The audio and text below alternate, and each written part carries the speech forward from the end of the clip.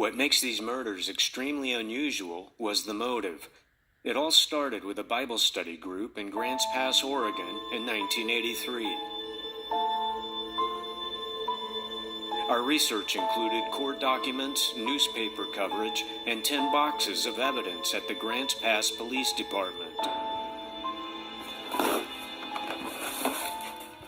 911 tapes. Back then, it was low technology. Wow. In addition to evidence of the crimes, the boxes included spiral notebooks and hundreds of pieces of paper, revealing the group's fascination and obsession with angels. We also reviewed a book about this case titled Beware of Angels, written by Roger Morneau, a former demon worshiper who became a Christian author and prayer warrior. His books include his conversion story Charmed by Darkness and titles on incredible answers to prayer. In 1996, as part of his research for Beware of Angels, Roger went to Oregon to interview Sharon and Deborah Halstead in prison. This group of 19 people up in Oregon between 1983 to 88, that's right. They had prayed to see angels. They felt, like many of the evangelical churches in this country, that the time had arrived to petition God and, hey, let's ask him to do something for us. To send his angels to come and talk with us like the people did in Bible times, you see. And the angel that came and says, we come from the throne of God. Beautiful, glorious angel. Over a 5-year period, the group documented interactions with 160 angels who made promises and won their confidence and love.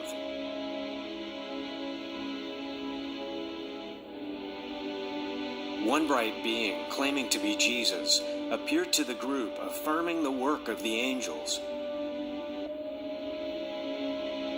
Angels, behold my children. Children, behold my angels. Jesus talked to us. There were many angels in the house. Jesus grew in size till he was through the roof of the house. Then his brightness faded and he was gone. From the testimony of the people that I was acquainted with in this group, their testimony was that they would invite angels to come into their presence so they could communicate.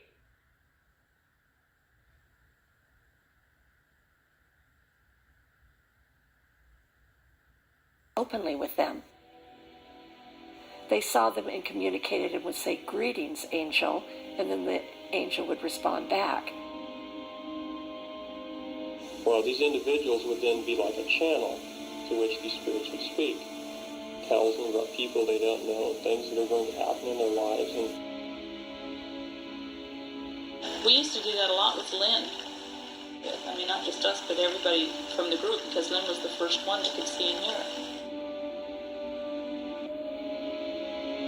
The group would write down questions to ask the angels, ranging from everyday to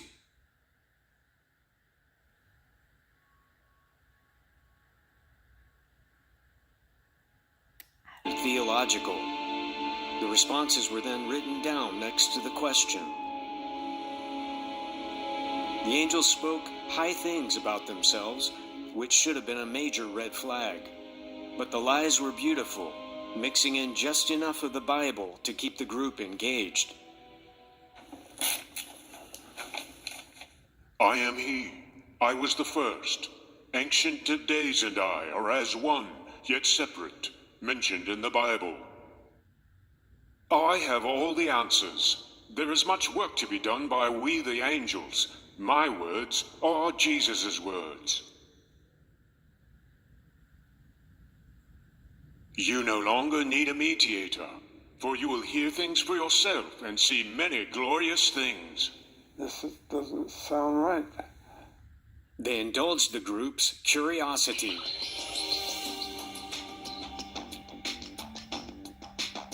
The angels brought gifts, some which materialized into physical form, such as flowers and gold chains.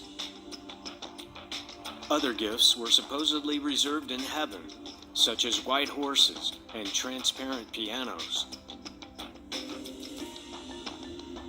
Some members saw and spoke with the angels openly, while others seemed to communicate telepathically.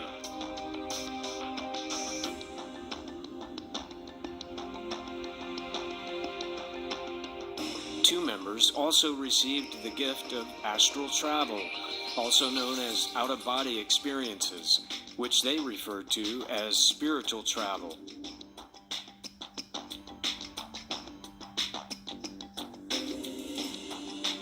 Surely I can take you to distant lands. Tell no one of these great voyages that you go on. And all this time, the angels drew them closer with predictions of epic miracles and secret knowledge. Walls will fall by your hands. The earth will stop its turning by your command. You will walk across the sea to distant lands. Your tongues will be many. They were making promises to them, and that they're greatly blessed by that in sort of ego-building situations.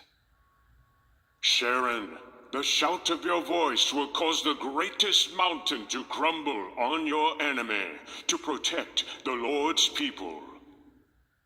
You here in this room know more of the future than any man, woman, or child in this world. What happens within this house must not reach any man's ears. Guard this secret. And this all, in spite of the fact that they were reading the scriptures and so forth. I have no idea what the Bible studies were about or anything like that, but that was a way in for them. The time is coming when we all will be separated. All here must be connected to Jesus and the angels. One very prominent being in the notebooks and papers was an angel named Naked Truth, who would eventually lead Sharon and Deborah down forbidden paths. Several years before the crimes began, Naked Truth set them up by promising to join Sharon in her first commission for God. Your commission, as well as your sisters, will be revealed soon.